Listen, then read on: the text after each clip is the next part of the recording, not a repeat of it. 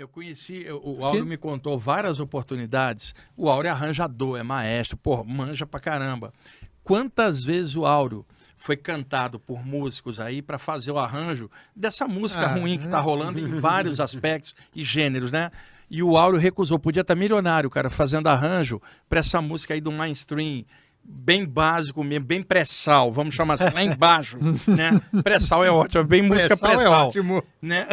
Bem lá embaixo, que todo mundo que gosta de alguma qualidade vem falando nisso, inclusive gerações mais jovens já não estão tão condicionados assim, estão começando a questionar por que a música é ruim, principalmente pelo YouTube, quando a garotada olha a música feita em outras décadas, fala, meu Deus, como é que tinha isso e agora não tem?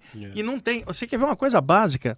Lembra na televisão americana, e passava aqui nas televisões também, tinha aqueles duetos, um homem e uma mulher cantores cantando junto, uma balada linda. Não tem, pode olhar. Você tem uma ideia. 2 cantores, um homem e uma mulher fazendo uma linda balada cantada em inglês. Não tem. E a própria MPB aqui no Brasil, que é de altíssima qualidade e reverenciada no mundo inteiro, nem a MPB tem um espaço para tocar mais, como era antes. Quer dizer, para você ver o esquema pesado de rebaixamento cultural e musical que a gente está vivendo. Não, sem dúvidas. Hoje o Brasil atravessa um momento extremamente delicado dentro da música. E Estados Unidos também. Todo mundo. Principalmente quando a música começou a se tornar nos anos 90 um produto. Uhum. Ela passou a ser um produto. Sim. Então, quando algo ia ser produzido, ia ser gravado num estúdio americano, isto tem que atingir o primeiro lugar das paradas. Isso estava acontecendo em 200 estúdios, 300, 400 estúdios dos Estados Unidos. Todos estavam trabalhando em cima de atingir o primeiro lugar. Ou seja, se tornou um produto financeiro, e como financeiro, muito forte mesmo. Passou a ser algo que agrada as pessoas. Agora, existem técnicas de composição, Guru, que eu posso fazer você pensar o que eu quero fazendo uma música. Tá? Existem técnicas de composição. É muito usada, por exemplo, nas publicidades. Sim, em publicidades, de fundo na mente. Você, por exemplo, pega uma publicidade que começa com o piano, né? Pim, pim, pim, pim, pim. E o cara fala, você que está aqui agora, preste atenção, ouça o que eu vou lhe dizer. Eu tenho algo importante para você. O cara no piano começa a plim, plim, um acorde. Aí começa a entrar aqueles strings. A música cresce, fica aquela coisa bonita e épica. E você... A música fez você pensar o que ele queria. Não foi o que ouviu. É a mesma coisa. Se você vai no cinema. Você vai no cinema e você assiste uma guerra épica. Dos romanos. Cara cortando cabeça, pernas voando, aquela espadaiada para todo lado, e no fundo aquela trilha sonora dos caras que é excelente, né? Certo? Agora você tira essa trilha lá do fundo e coloca, eu não vou citar o nome de nenhuma música aqui, mas vamos pegar uma musiquinha bem elementar de hoje e põe no fundo lá e assiste a cena. Você começa a rir, né? Você vai rir. Quer dizer, a cena é a mesma, mas a música mudou seu humor completamente. Tem uns memes na internet disso. Eles pegam uma cena, sei lá, dramática de ação e botam uma música romântica. Aí fica uma coisa estranha, porque os caras estão lutando. Aí é como se estivessem namorando. Então, isso tem mesmo. Então a música faz você pensar o que você quer. Conduzir o sentimento. Exatamente, a música faz isso com você. É muito sério. É muito sério, Guru. Eu não costumo criticar nada, eu acho que cada um na sua. Ponto 1. Cada um na sua. O cara quer fazer funk, não tem problema. Eu não tenho nada contra o cara que faz funk, nem o cara que faz o rap, nem o cara que faz o sertanejo ou o pagode. Mas não me obrigue a gostar dessa música, certo? E quanto ao efeito que essa música pode causar na pessoa, se um determinado tipo de música pode curar, existem estudos hoje, e foi realizado um estudo no Rio de Janeiro, há uns 4 ou 5 anos atrás, eu nem me lembro o nome da médica, eu devia ter pego isso daí que realizou. Ela colocou células cancerígenas num lugar ali, cientificamente. Eu acho que é naquela plaquinha Aquela plaquinha, de isso Petri, mesmo, não sei, naquela plaquinha de pedra. Acho que Células tem uma aqui, cancerígenas vivas. Aham. E nessa sala ela tocou Beethoven, a Quinta Sinfonia de Beethoven. Numa outra sala ela colocou as células e tocou Mozart. Uhum. E numa outra sala não pôs nada. Tocou e foram depois averiguar, depois de 30 minutos. Na sala que não tinha nada, as células tinham se triplicado. Na sala de Mozart, estavam o mesmo tanto. Uhum. E na sala de Beethoven estavam todas mortas. Mas existe uma questão, Guru, Edu, Wagner. Edu não, Ale. O Ale. Edu. Alê. É, o Edu é o nosso tá assistindo produtor. a gente O Edu agora, está o assistindo a produtor. gente. Alê. Mas tá tudo bem. Wagner, existe uma questão. Em ciência, você tem que explicar. Me explica por que isso aconteceu. Não sei, aconteceu. Então pega suas coisas e pode ir embora. Não tem valor. Você tem que explicar. Ainda não há uma explicação para isso. Como isso acontece? E hoje, as frequências, até trouxe aqui um negócio que eu quero depois fazer um bate-bola aqui com o Wagner, legal pra caramba, sobre essa questão de frequências que é tão discutida hoje, de 432, de não sei o quê, não sei o quê. Bom, a frequência, ela vai produzir em você uma alteração. O ultrassom, por exemplo, ele não vai lá dentro e quebra a pedra no rim. Né? A tomografia, ela não vai lá dentro e... Isto é uma coisa. Não é disso que eu estou falando. Eu estou falando da cura da música.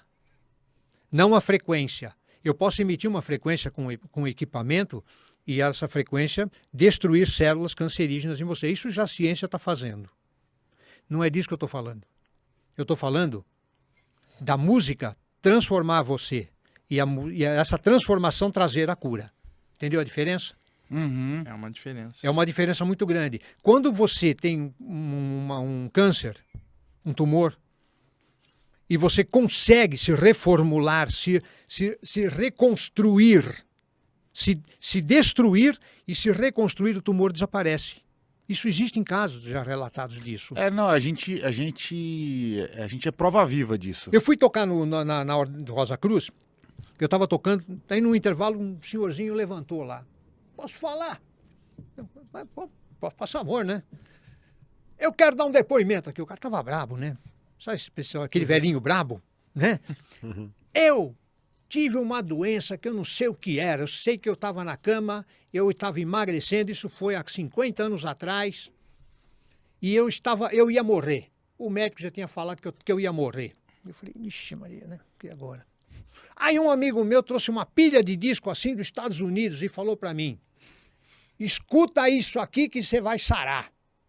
Né? Aí ele falou, bom, eu não tenho outra alternativa, eu vou morrer mesmo, deixa eu escutar, né?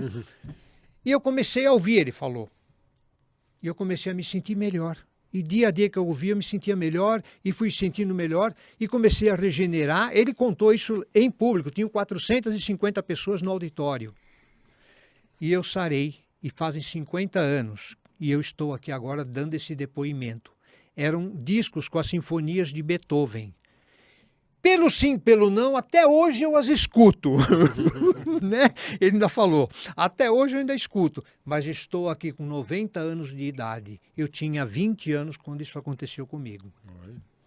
Quer dizer, é possível a música curar? É possível que a música cure, mas ninguém vai explicar ainda como isso acontece, como isso se dá. Sim, mas são as frequências que curam. Veja bem, quando eu imito uma frequência é uma coisa, agora quando tem a orquestra inteira tocando, são várias frequências. Tá? O que aconteceu comigo? Eu estava há muitos anos atrás, isso foi no final dos anos 70, 79. Eu estava no Teatro Municipal, naquela época o Teatro Municipal ali no centro da cidade funcionava legal. E eu fui assistir um concerto de Corelli. O teatro estava lotado, à noite entramos, era de graça. Cheguei lá, sentei, me acomodei lá e estou ali esperando o concerto começar. Logo que o concerto começa, ele entra com um adágio, é o concerto grosso número 6 de Corelli. Ele entra num adágio e são uns acordes que a orquestra faz. Os cellos, principalmente os cellos e os baixos, né? Com as violas. E eu tô ali olhando a orquestra tocar, de repente eu começo a ver uns negócios coloridos subir. Eu falei, peraí, eu tô vendo aquilo mesmo? Começou a subir umas coisas coloridas assim. E ela aí eu percebi que elas subiam. Quando fazia o acorde, elas subiam.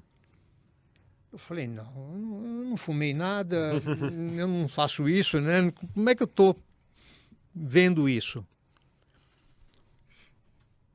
Eu fiquei um pouco passado e vi aquilo durante um bom tempo.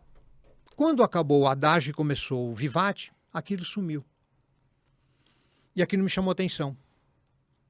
E eu fui procurar se aquilo... E encontrei relatos que começaram com o Led Bieder. O Led Bieder, como fala já de alguma coisinha. E depois encontrei relatos de outras pessoas que também viram essa coisa colorida saindo da orquestra.